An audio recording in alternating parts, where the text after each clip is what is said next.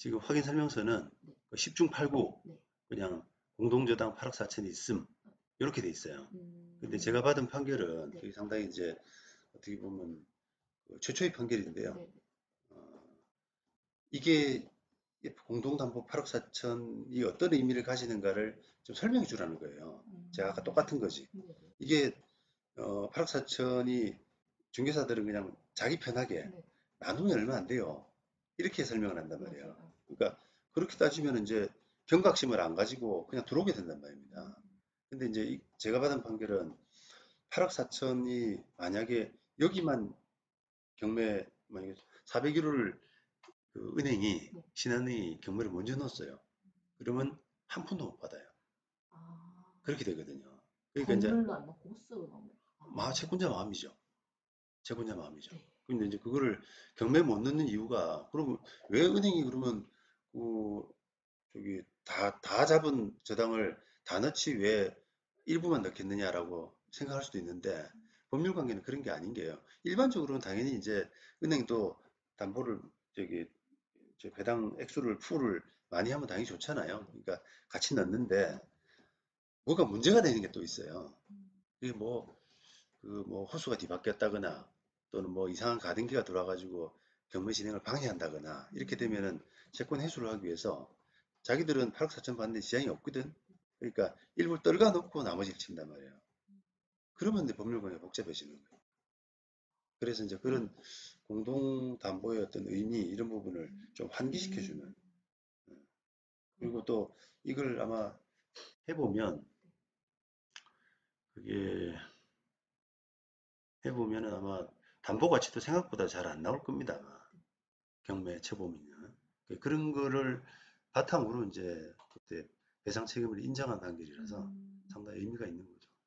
그거랑 동일한 사실 거의 비슷하다고 거의 비슷합니다. 보여져가지고 네, 동일하게 그런 뭔가 소송을 해볼 수 있는 뭔가 뭐 뭐라고 해야 되지? 그렇죠. 희망이 있는 그렇죠. 걸까요? 그건 지금 저의 상황은. 예, 네. 그거는 마찬가지로 이제 네네. 소송은 해볼 만한 가치가 충분히 있고, 네네. 세입자들이 그건 같이 해야 돼요. 이게 제가 그 같이하는 거에서 또 하나 여쭤보고 음, 싶었던 게 그 한 번 이제 또 다른 분한테 상담 받았을 때 이제 그분이 하시는 말씀이 그 변호사 한 명당 변호사가 아니다 그 공인중개사 한 명당 1억으로 그 한도가 정해져 네, 있어가지고 뭐 만약에 12명이 다 같이 소송을 똑같은 걸로 했는데 네, 뭐 승소를 하더라도 네. 1억 안에서만 나눠서 받을 수 있다 뭐 이렇게 들어가지고 예, 그게 맞나요? 다 이 사람이 했어요. 네. 그러니까 이제 불행한 거지. 그래서 또 사실 이건 좀 어떻게 말씀드리면 그냥 제 입장에선 그렇다고 하면은 혼자서 하는 게 좀 더 그나마 가능성이 높나? 이 생각도 들어서 그럴 수도 있죠. 여쭤보려고. 그럴 수도 있죠. 근데 이 사람이 뭐 아까 말씀드린 것처럼 이미 감옥에 가 있대요. 7월에. 여기가 네, 이 사람이 그 아까 그 토지주의자 어, 그 토지주의자 이거 했던 사람이가 거의 건물 모든 그 계약을 다 이 사람이 했거든요. 그렇다 그러면 이제 네. 이 사람 상대로 또 형사 고소하는 것도 괜찮지 않아요?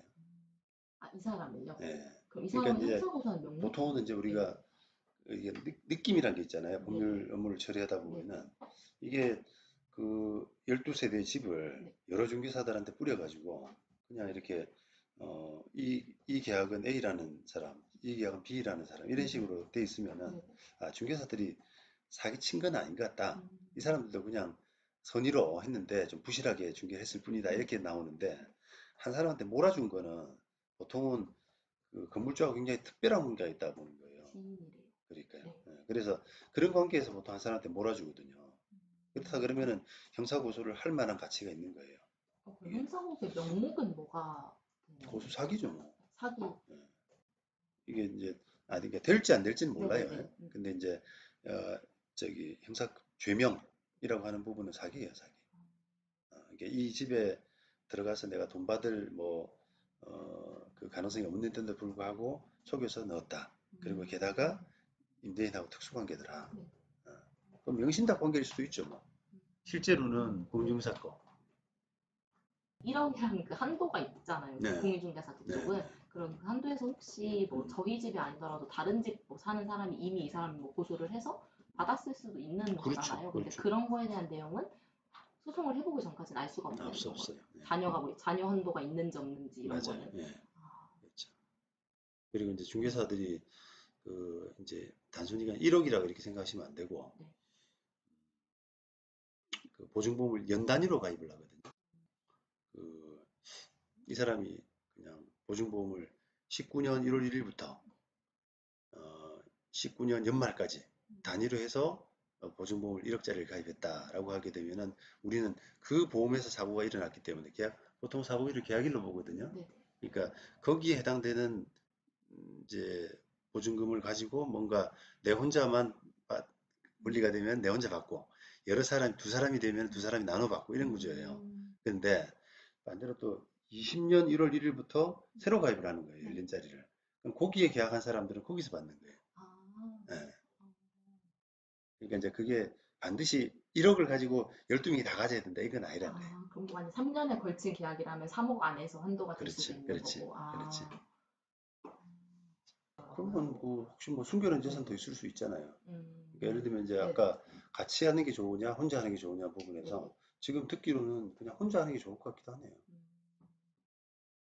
그러면 그 사람 부담 네. 줘가지고 네네. 그 사람이 아, 이거 또 구속됐는데 또 형사 문제 생기면 네네. 부담되니까 우리부터 해결할 수도 있겠을 것 같은데. 이제 소송을 하게 되면 아까 그 보증금 소송도 말씀했잖아요. 그 임대인이요? 예, 예. 네네네. 임대인 상대로 하는 보증금도 같이 끼워 넣는 게 좋아요. 네네. 예. 왜냐하면 그게 이제 이왕하는 거. 이왕한다기보다는 이제 그 돈을 아끼기 위해서 이게 이제 음. 항상 돈 문제하고 관련이 있는 건데 네. 중개사 상대로 1억을 달라라고 하게 되면은 인지대가 50만 원 들어가거든요. 근데 또 요거와 별개로 뭐 협회에다 중개사한테 뭐 1억 달라. 너 때문에 손해봤으니 1억 네. 달라. 이렇게 하면은 또 50만 원이 들어가요. 음. 근데 공동소송으로 엮게 되면은 네. 이 관계가 이제 묶이기 때문에 소위 음. 말하면 너들 연대해서 갚아라 1억을 음. 이렇게 되면은 인지대를 100만 원 안 낸단 말입니다. 그냥 50만 원만 낸단 말이에요. 음. 그러니까 이제 아까 저기 임대인한테 판결 할지 말지 재판할지 말지를 돈 때문에 고민했는데 네네. 이 소송을 하게 되면 그냥 같이 집어넣는 거예요. 묻어서. 음. 그렇죠. 사실은 이제 타겟은 협회인데 네네. 협회 협회만 넣는 건 좀 이상하니까 중개사를 같이 음. 넣는 거예요. 일반적으로. 네네. 그래야 이제 그 사람이 중개사가 왜 어떤 부분에서 확인 설명이 미흡했느냐라고 하는 부분이 도마에 오르잖아요. 음. 그죠? 근데 협회만 넣게 되면 그 뭔가 협회는 중개사가 뭐 했는지를 모르거든요. 음. 그러니까 이제 반론이 안 돼요. 이게 우리가 민사적인 그 실체 진실, 네. 그 발견이라고 하는 거는 공방을 통해서 하는 거라 보거든요, 음. 일반적으로. 내가 주장하고, 그 다음에 상대방이 주장하고, 거기에 따른 증거를 같이 내면서 음. 판사가, 아, 이게 진실은 뭐구나, 책임져야겠구나, 이런 음. 건데, 빠지면 안 되지. 있잖아요. 그러니까 네네. 제가 그 사건을 그 몇 년 전에 이제 진행을 하면서 네네. 판사도 이게 선례가 있는지를 좀 찾아봐 달라는 거예요. 음. 리서치를 네네네. 해가지고. 근데 선례가 없어요. 네. 그러다 보니까 그 사건이 첫사례가 된 거예요. 오, 맞아. 네. 그렇죠. 근데 이제 사례를 한번 만들었기 때문에 그 다음에는 판결 쓰는 사람은 조금 편하게 판결을 씁니다. 음. 근데 이제 이게 네. 변수가 좀 있잖아요. 네네. 저도 삭수금을 조금 낮춰드린 거거든요. 아, 성보수 네네네. 때문에. 네. 근데 이제 이게 성보수를 이긴다고 하더라도 못 받는, 그러니까 판결을 받는다고 해서 성보수로 나오는 게 아니라 실제로 아. 받는 돈에서 받는 거니까 네네. 이게 아까처럼 여기 뭐 이미 가져갔다든지 네네네. 공제금을 누가 음. 타먹었다든지 네네. 또는 이미 우리처럼 이렇게 계류가 같이 돼버렸다든지 네네. 그렇게 되면은 다 받아올 수가 없거든요. 그러니까 이제 그런 변수가 있기 때문에 그런 정도로 혹시 그 말씀드립니다. 19년도에 이 사람이 어쨌든 1억이라는 한도가 있었을 텐데 그 음, 19년도 한도가 얼마 정도 남았는지에 대해서 저희가 알 수 없어요. 알게 되는 거는 소송이 이제 뭐라고 해야 되지? 판결이 날 때까지 기다려봐야 알 수 있는 건가요? 판결이 나도 사실은 잘 아, 중개협회에서는 사실 그거를 안 알려줘. 알려주지는 않을 겁니다. 음. 그러니까 이미 이제 예를 들면 그 해당 기간, 네네. 공제 기간이라고 그러거든요. 그 공제 기간에 누가 가져가 버렸다. 네네. 이렇게 하면 이제 협회는 방어를 하죠. 음. 아, 이 사람이 사고를 한두 번 친 게 아니라 네네. 여러 건 쳐가지고 이미 그걸 누가 가져갔다. 난 줄 게 없다. 이렇게 되면은 협회가 방어를 하는데 소송이 지금 제기돼 네네. 있다거나 어, 그런 정도 가지고는 방어를 잘 안 아, 하더라고요. 그냥 나중에 판결 네네. 집행할 때 그걸 가지고 뭐